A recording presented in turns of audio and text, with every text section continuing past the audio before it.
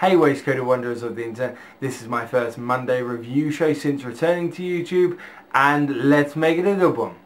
In today's Monday review show, I'm going to be looking at Frank Turner's latest and fifth studio album, Tape Deck Heart.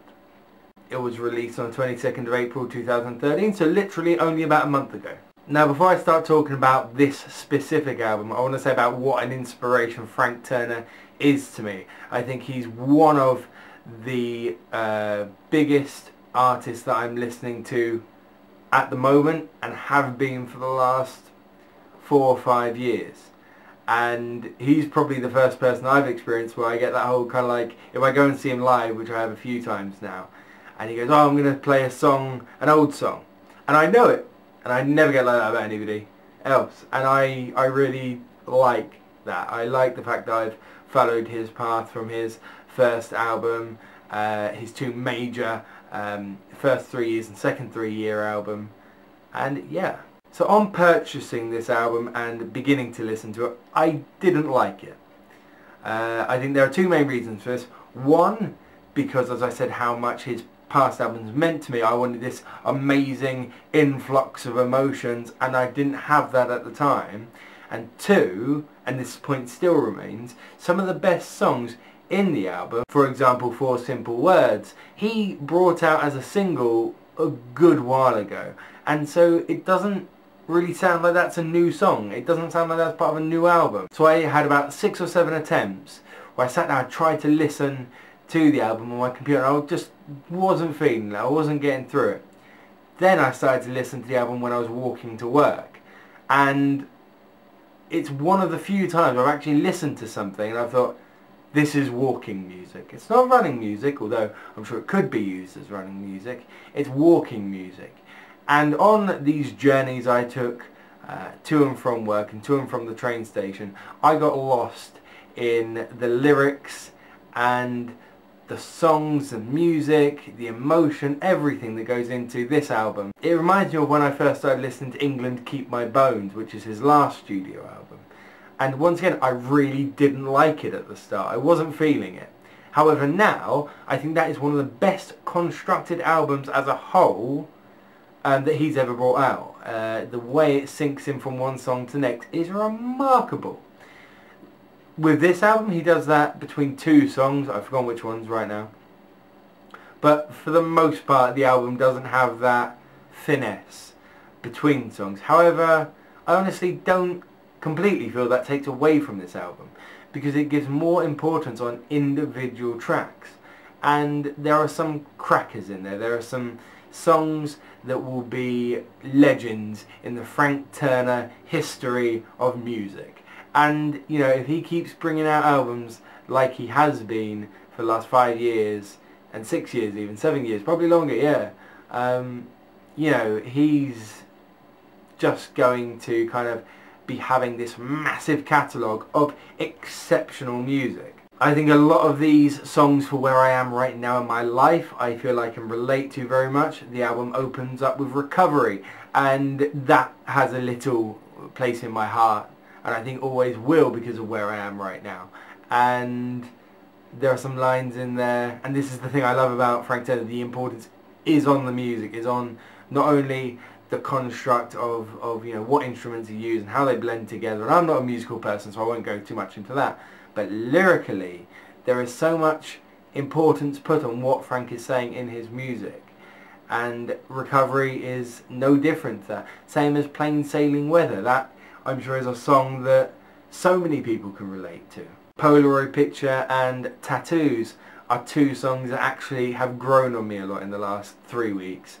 And now they're 2 of my favourites. I love, with Tattoos, I love the easygoing nature to it, while it's still kind of melodic, it's still, you know, it's got power to it. But it's a lot more chilled out, and it does feel like going to the tattoo shop when you finish working and you got your weekend in front of you, and I like that. Time Machine is another song that is pretty incredible on the track, mainly because, well, as it says in the song, it's based on Donnie Darko Daydreams. Now with this album, probably more so than most other albums I've listened to recently, I've been talking to people about it. I've talked to die-hard Frank Turner fans, who have listened to every single one of his albums so far, like myself. I've also talked to people who this is the first time they've listened to Frank Turner. I've talked to fans who have only listened to England Keep My Bones and not before then. And you know what? Everybody is saying that they like the album.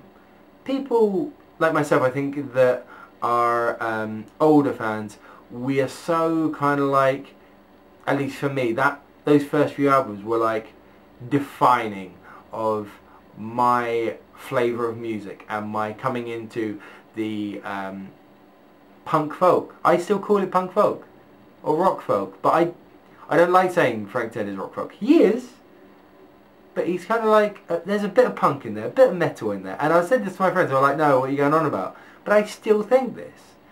I thought this album was going to be more metally than it was, because that's kind of the route that I felt he was going recently. And when I heard 4 Simple Words, that album is a little bit more metally than his other stuff, but not ridiculously so. I think for those of you that know Frank Turner before he went solo, he had a punk metal, or probably not punk, but it was a metal band, and he's got a new side project at the moment that's a metal band, so I was expecting that. However, I'm not disappointed that it wasn't. So I think if you're a die-hard Frank Turner song, get this album. If you have heard about Frank Turner and don't quite know who he is, get this album. It's actually a really good introduction to Frank Turner. If you've never heard of Frank Turner before and don't particularly care who he is, but really like good music, guess what? Go and get this album. Because, yeah, at the start I wasn't really feeling it, but now I'm listening to it a hell of a lot, and a lot of the songs off that album haven't gotten old on me yet, and I'm listening to more of that than any other one of his albums at the moment. So Frank Turner, you won't be watching this, but nonetheless, thumbs up on another awesome album, and I'm looking forward to the next one, whenever that may be. Alright guys, thank you for joining me on the Monday review show. I want to know what you guys think of the album, if you've heard it, any favourite songs on it, if you don't like it, why not, and are you going to go and buy it if you haven't bought it already, or go and listen to some of the songs and feedback to me.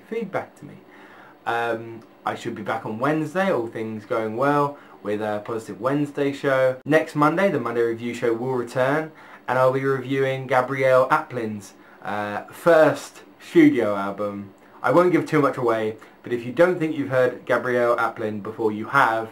Around Christmas, her song, her version of The Power of Love was used for a John Lewis advert, the Christmas one, and is beautiful. So if you want to join in with that conversation, go listen to the album, and I will be seeing you soon. Alright, ta-ra.